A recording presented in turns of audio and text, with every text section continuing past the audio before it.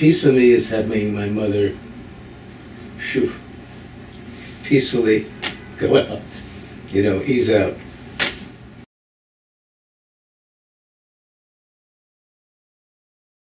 Hi, this is Paul Slack. It's Good News Planet. Speaking to Errol Rappaport. Hello, Errol. How are you? Hello, Paul. How are you? All right, good. Errol's been a good friend for many years, and we're here actually at his home, and we have surrounding us some of the paintings of his late father, and actually I was tied on by his family and his father and his business, and so we're going to learn about Errol, and we're going to learn about some very important realities of older age, not in the case of Errol's, but also in ours. I'm getting there. But actually, how does a family deal with family members that age and also might not be what they were as youngsters? So to give us a little bit of background, and this is very important information, and everybody has, let's say, most people have parents, and most parents get old, and then it's a question of how do we deal with that change in life. The gorgeous garden. The gorgeous garden. Isn't it beautiful? You know how lucky you are to have this beautiful view? I know. You've been looking at this view for 46 years. They were married for 71 years.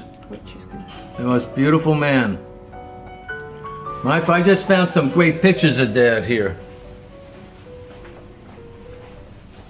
Got pictures? Yes, I just found some great new pictures. Look at him. That Dad? Yeah. Wasn't he stunning? Right? Isn't he stunning? Well, the first thing that I think should be done is that the parents should talk to the children about what they want, how they want to live out their life if something happens to them. I mean, it's a reality that you have to plan for in today's world. Alzheimer's is a devastating reality. And what do you do when you get Alzheimer's and you cannot make decisions on your own anymore? So then you have to realize, when you were able to make decisions, did you put your money, your thoughts and everything in the right hands, so that later on, when you can't make the decisions, those people are going to do what's right for you. Where did I meet Dad? Did you meet him in an elevator? Yeah, how do you know? You told me this story. Okay, so I guess so. We're talking about somebody. Are we going to talk about somebody in the family that might not be feeling well?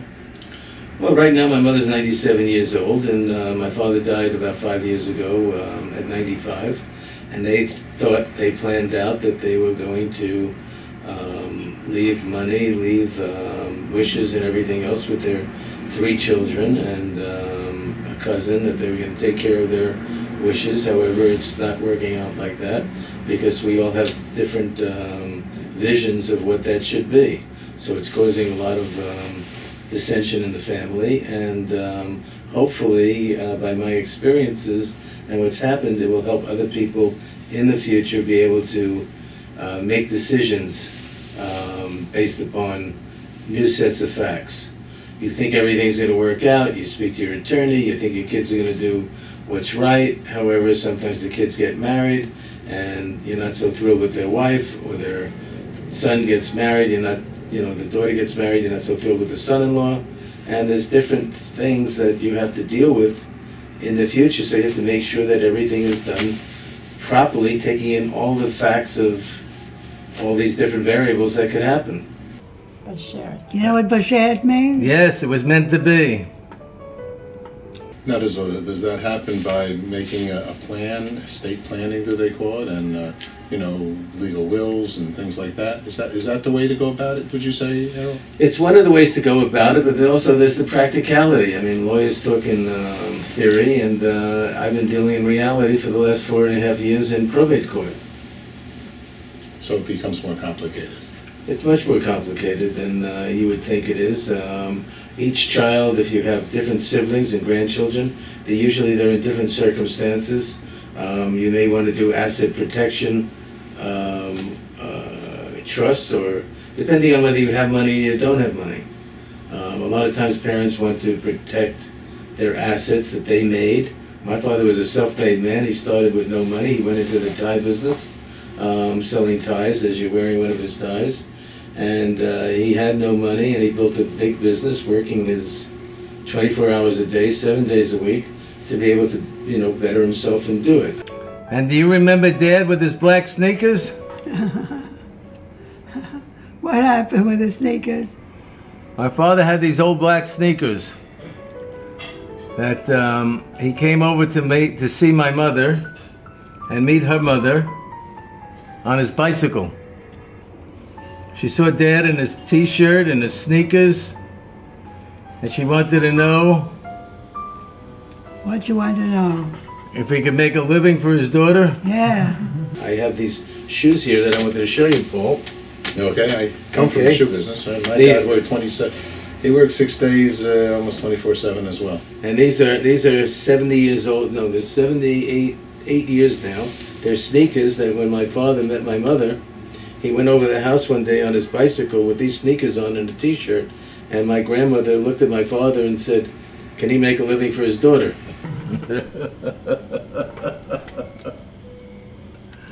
Right? Can I make a living for my daughter? Yeah. Right.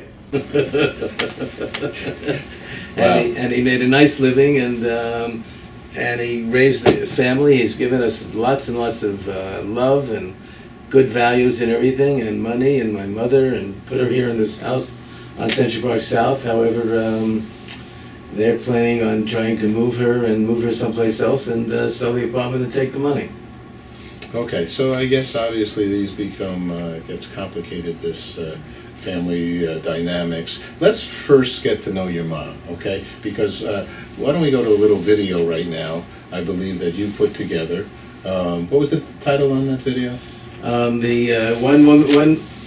One mother can take care of 10 children, but 10 children can't take care of one mother. Okay, let's go to that video. It's very, very, very powerful. Okay, we'll do it again, Mother. When I like to get...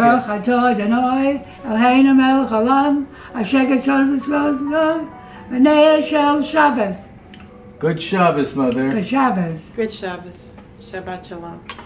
Okay, so obviously, for now you got an idea of the kind of a beautiful home that that Mrs. Rappaport has and is living in, right? And it's a beautiful, beautiful home. And so, however, she's, I guess, not her physical 100%, and or just not overall 100% the way she had been, I'm sure, as a younger woman. In fact, we have some of the artwork and some of the creative work that that she has done. What was her career? My mother started out as a housewife, and then she went into business making Italian knitwear in Italy, and became very successful. She became Francesca for Damon, and she did Damon knits, Damon silks, and she had a very big company selling all across the United States. She did trunk shows. She designed for many years, and she became quite well known. And she also would leave New York City, leave wherever she was, go to Europe for 6 weeks, go to Hong Kong for 6 weeks, and travel and work 24 hours a day, working and creating and building a business that she enjoyed doing.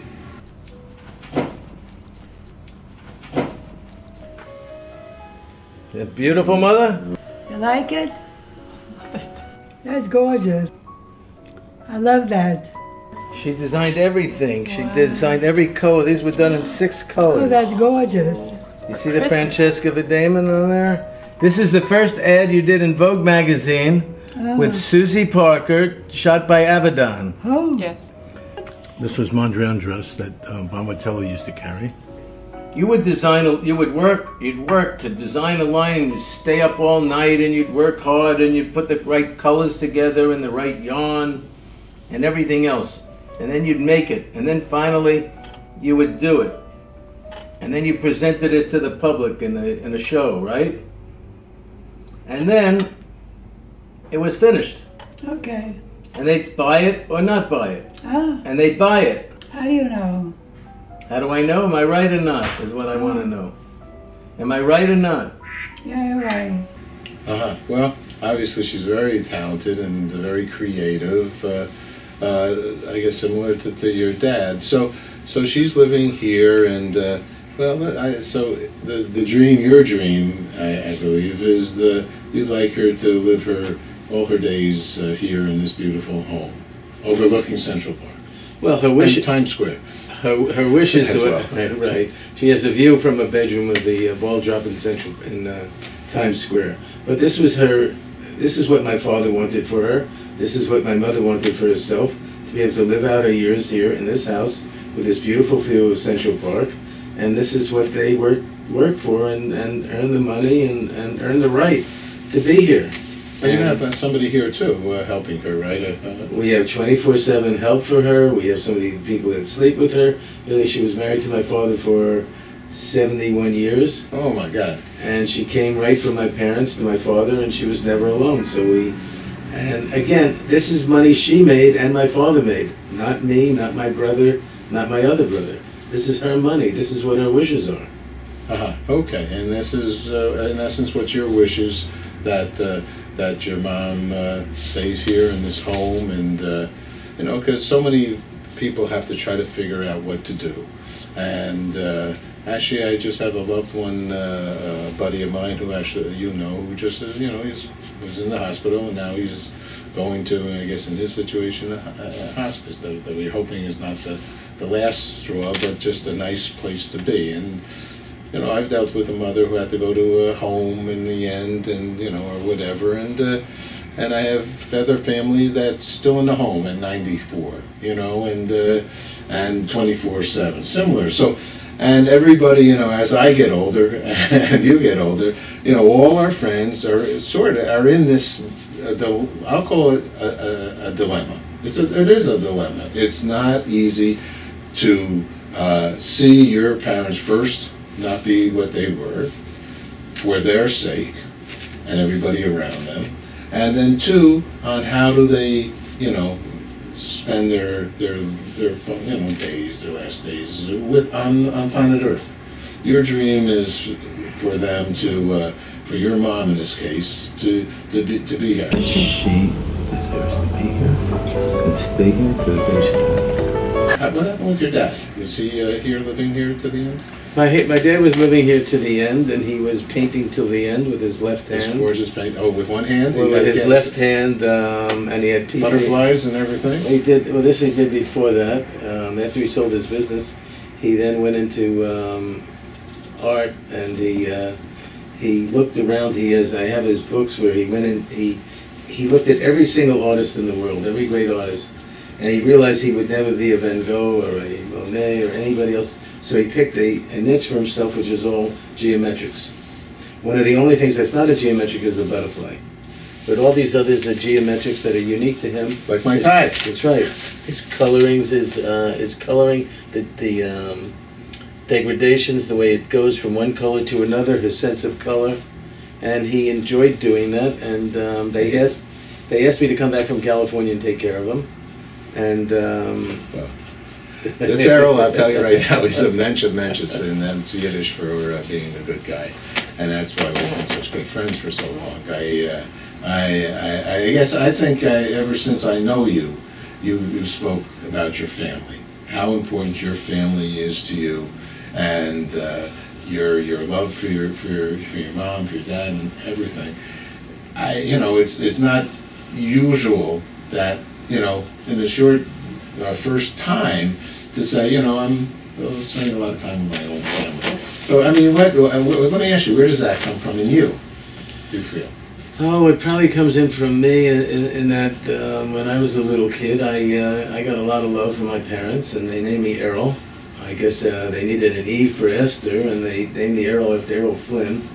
And I was a little kissing bug, they tell me, and they just gave me a lot of love and a lot of security, and to do all these things that I've been able to travel around the world. I studied acting with Lee Strasberg. I've experienced living in the south of France and Mexico. I've traveled all over the world, and it's time now to give back, and so it's my pleasure to give back and an honor, and that's what you do.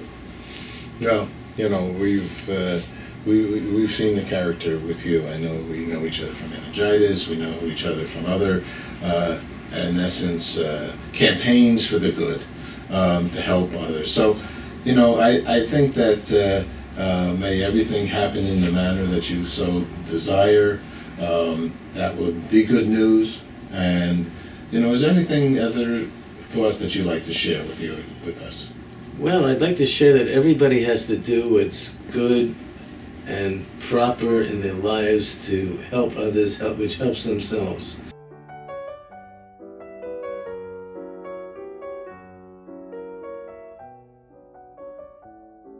It's important that you do the right thing, that you be a good person, that you help others. My father taught me that. I keep going through his records now, where he was one of the leaders in Haifa University in Israel. He was a founder of that. He has many organizations, and basically they're all educational organizations.